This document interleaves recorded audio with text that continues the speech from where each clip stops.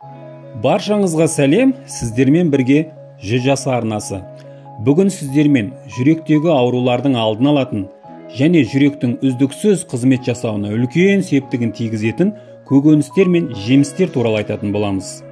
Видеоны соңына дейін тамашалап, өзіңізге қажетті ең тиімді әрі ең пайдалы ақпараттарды алыңыз. Ал кеттік ендеше. Айтпақшы, құрметті оқырман, жүз жасы арнасына әлі тіркелмеген болсаңыз, дәл қазір қолдау көрсетіп тіркеліп, қоңыраушаны басыңыз. Алдын ала рахмет.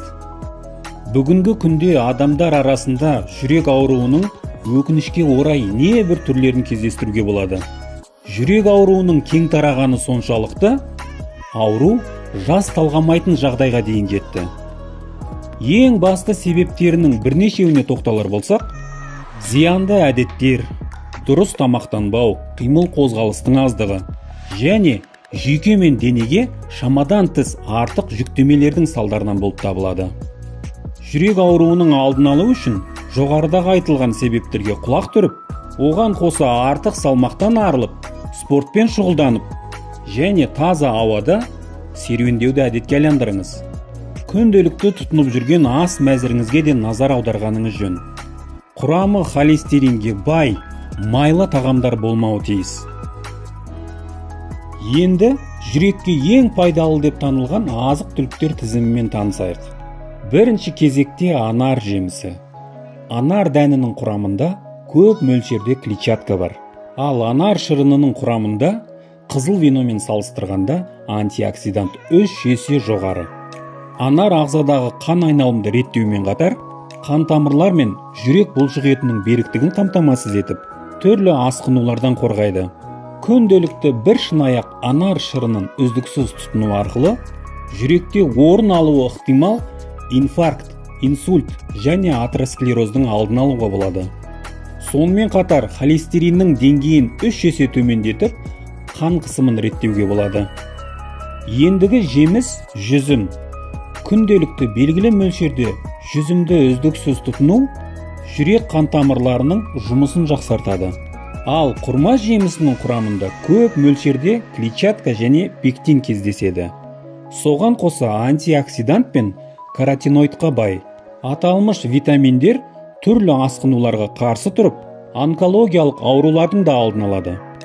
Құрма құрамындағы магний мен калий жүрегінде ақауы барларға өте пайдалы.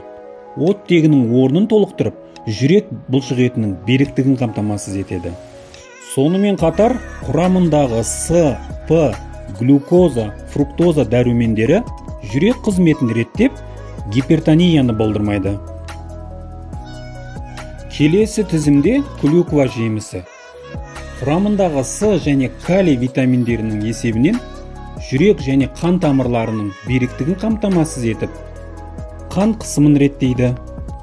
Клюква шырынын жиі тұтыну арқылы холестеринді азайтып, жүрек қан тамырлары ауруын 40%-ға дейін төмендетуге болады. Келесі көкшай. Көкшай құрамындағы антиоксидант түріндегі катехин белсенді түрде қан тамырлардағы холестеринді тазартумен қатар, ұсақ қан тамырлардың қызметін жақсартады. Көкшайды үздіксіз тұтыну арқылы ағзаны холестериннен тазартып қана қоймай, атеросклероздың алдын алуға болады.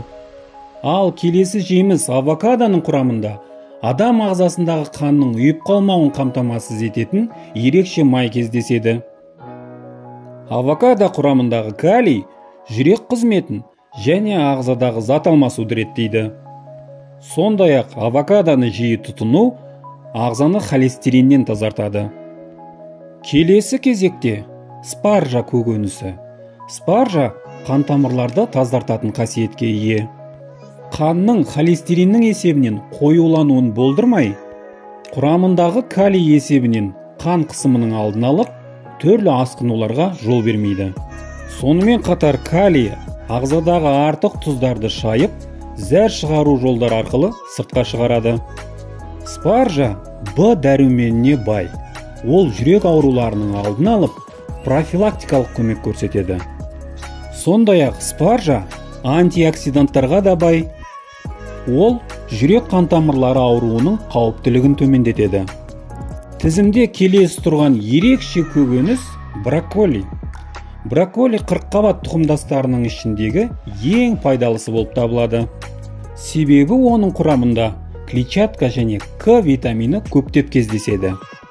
Қандағы холестериннің мөлшерін азайтып, жүрек жұмысын жақсартып, оттегімен қамтамасыз етеді. Сондай-ақ қан тамырларының қызметін реттеп, қартаюдың алдын алады. Брокколи бүкіл ағзаны холестериннен зарарсыздандырып, ыдыратып сыртқа шығарады. Ендігі көкөніс шпинат. Құрамындағы А және С витаминдері холестериннің қан тамырларға орналасуын болдырмайды. Шпинат құрамындағы өте көп мөлшердегі каротиноидтың есебінен қан тамырларды қорекпен қамтамасыз етіп, құрамындағы В витамині арқылы жүрек және қан тамырлардың қызметін реттеп, қан қысымын төмендетеді. Шпинатты үздіксіз пайдалану арқылы жүрек қан тамырлары ауруларының қауіптілігін 11%-ға төмендетуге болады. Келесі жеміс жаңғақтар. Арахис, миндаль, грек жаңғағы және тұздалмаған фисташки құрамы Е витаминіне бай. Ол жүректің қызметін реттеуге және қандағы холестериннің мөлшерін азайтуға көмектеседі.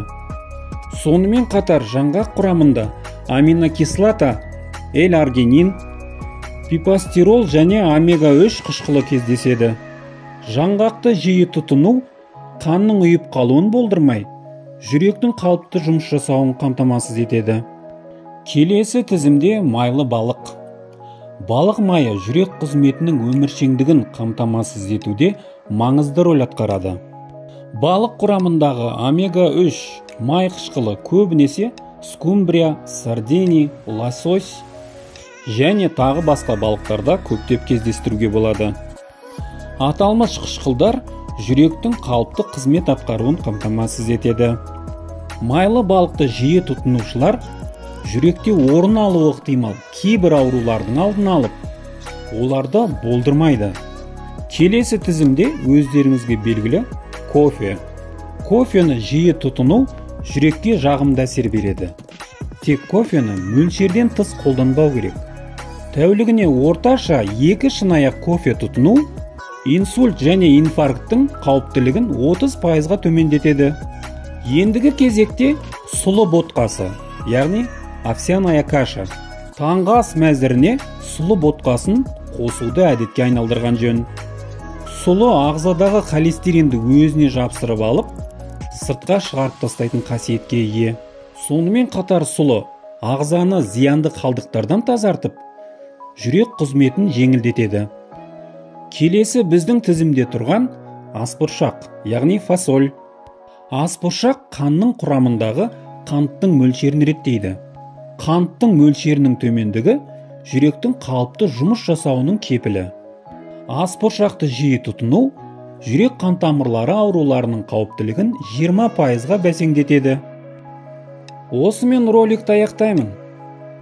Кез келген ықтималдылығы жоғары аурудың дер кезінде алдын алып, тиісті шараларды өз уақытында қолдана білейік. Сонымен қоса айтқым келетіні, ауырып ем іздегенше ауырмайтын жол іздейік. Егер видео ұнаған болса, лайк басып, жақындарыңыз және достарыңызбен бөлісуді ұмытпаңыз. Арнамызда өзге де көптеген құнды ақпараттармен таныса аласыз. 100 жасаңыз оқырман. Келесі кездескенше.